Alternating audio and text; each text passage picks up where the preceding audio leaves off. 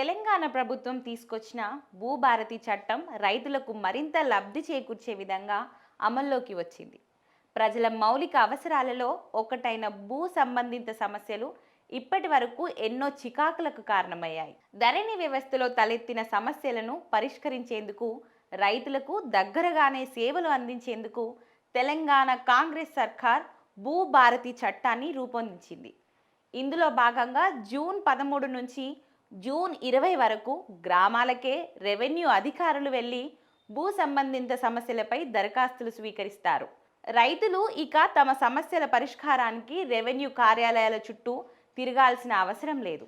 ఊరు దాటక్కర్లేదు, కాలు కదపక్కర్లేదు.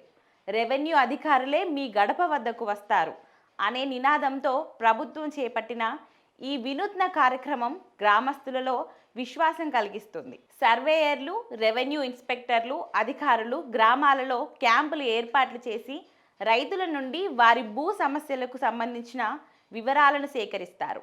ఇక ఉదయం 9 గంటల నుంచి సాయంత్రం 4 గంటల వరకు ఉమ్మడి గ్రామ పంచాయతీ కార్యాలయాలలో భూభారతితో సంబంధిత అవగాహన సదస్సులు, దరఖాస్తుల స్వీకరణ కార్యక్రమాలు నిర్వహించనున్నారు. ధరణి పోర్టల్ ద్వారా భూముల రిజిస్ట్రేషన్, మ్యూటేషన్, పట్టాలు తదితర వ్యవహారాలు నిర్వహించబడుతున్నాయని తెలిపారు. అనేక అంశాలలో ప్రజలకు అవగాహన లోపం, సాంకేతికత లోపాలు, దుర్వినియోగం వంటివి కూడా కనిపించాయి. దీనికి ప్రత్యామ్నాయంగా భూభారతి చట్టాన్ని రూపొందించింది రాష్ట్ర ప్రభుత్వం. మొదటిగా 4 మండలాలలో పైలట్ ప్రాజెక్టుగా అమలు చేసి విజయవంతమయ్యాక రాష్ట్ర వ్యాప్తంగా అమలు చేయాలని నిర్ణయించింది ప్రభుత్వం. ఈ కొత్త చట్టం ప్రకారం రైతులు వారి భూమి సమస్యలపై సంబంధిత ఫారాల ద్వారా అధికారులకు సమాచారం అందించవచ్చు. తర్వాతి దశలో సర్వేయర్లు అవసరమైన సర్వేలు నిర్వహించి భూమి గీతలు ఖచ్చితంగా గుర్తించి సమస్యలను పరిష్కరించేందుకు చర్యలు చేపడతారు.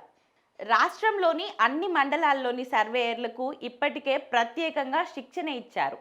రాష్ట్ర ప్రభుత్వం లక్ష్యంగా పెట్టుకున్న ఆగస్టు 15 నాటికి అందరూ భూమి సంబంధిత సమస్యల నుంచి విముక్తి పొందేలా ఉచితంగా పరిష్కారాలు అందిస్తున్నట్లు అధికార వర్గాలు పేర్కొంటున్నాయి. రైతులు తమ సమస్యలను నిర్లక్ష్యం చేయకుండా ఈ అవకాశాన్ని వినియోగించుకోవాలని, సద్వినియోగం చేసుకోవాలని రెవెన్యూ అధికారులు సూచిస్తున్నారు. ఇక భూ సమస్యల పరిష్కారానికి ఇది ఒక అరుదైన అవకాశం అని తెలిపారు.